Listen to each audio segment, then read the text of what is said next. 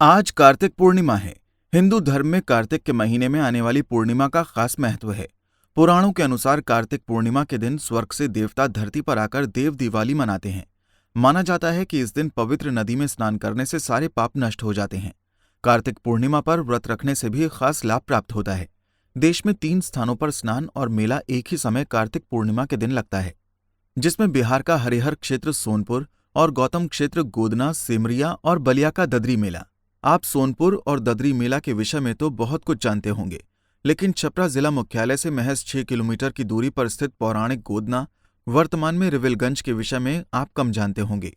यहाँ मर्यादा पुरुषोत्तम भगवान श्री राम समेत कई ऋषियों की कथा एक साथ जुड़ी हुई है। रिविलगंज में कार्तिक पूर्णिमा के दिन लाखों लोग गंगा स्नान के लिए इस घाट पर इकट्ठे होते हैं, जहाँ अहिल्या का उद्धार हुआ था। लेकिन कोरोना को लेकर लगातार दूसरे साल भी यहाँ मेले का आयोजन नहीं किया गया। सर्किट से भी सारण जिले को नहीं जोड़ा गया, जबकि हनुमान जी का ननिहाल, गौतम ऋषि की पत्नी अहिल्या उद्धार, बहुत सारी चीज़ें सारण में है, लेकिन नहीं जोड़ा गया। इस पे क्या कहेंगे? देखिए, ये थोड़ा सा हास्यास्पद लग रहा है हमको।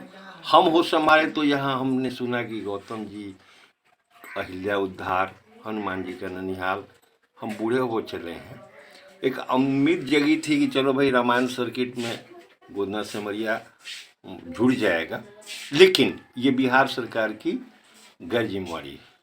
ऐसा कैसे संभव है कि बक्सर से वो चले हैं, बक्सर के बाद नदी उन्होंने पार किया है, तो नदी पार डायरेक्ट घुसकर जनकपुर चल गए हैं। पार तो कहीं किया है उन्होंने।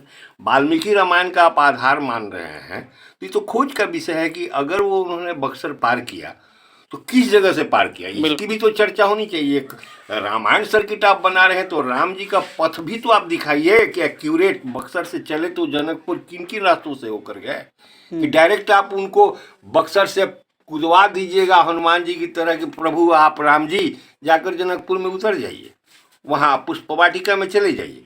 ये सारा माने गैर जिम्मेवारीपन है।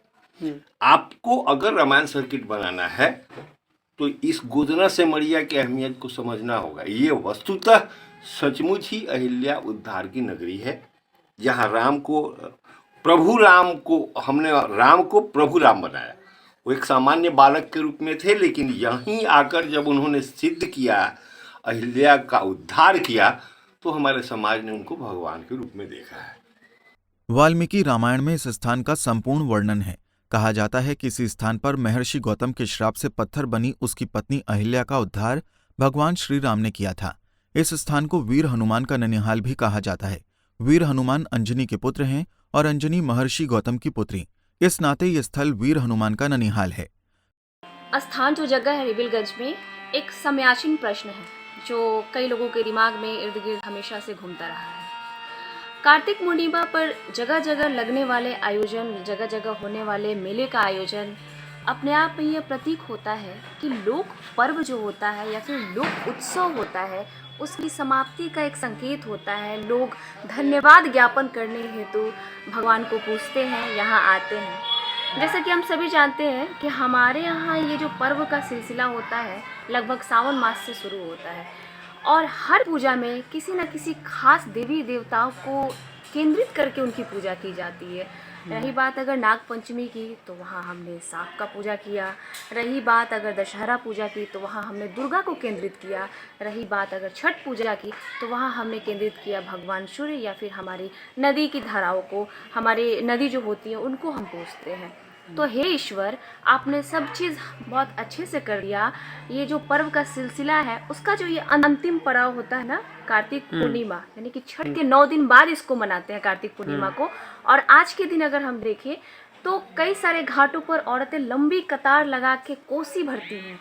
ये ऐसा माना जाता है कि यह कोसी भरने के पीछे पहला वजह तो ये होता है कि उन्हें ये पूरा भरोसा होता है कि वो भगवान से कोसी भरने के माध्यम से जो भी मांगेंगी भगवान उनकी मन्नतों को पूरा करेंगे।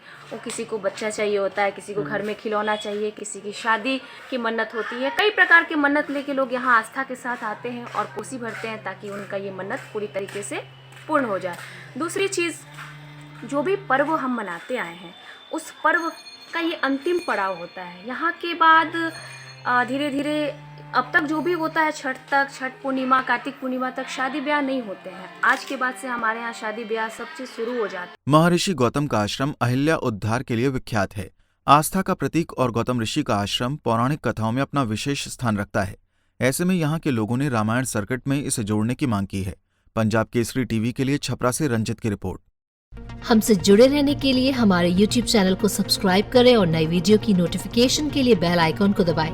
अगर आप ये वीडियो Facebook पर देख रहे हैं तो लाइक जरूर करें और ज्यादा से ज्यादा शेयर करें। धन्यवाद।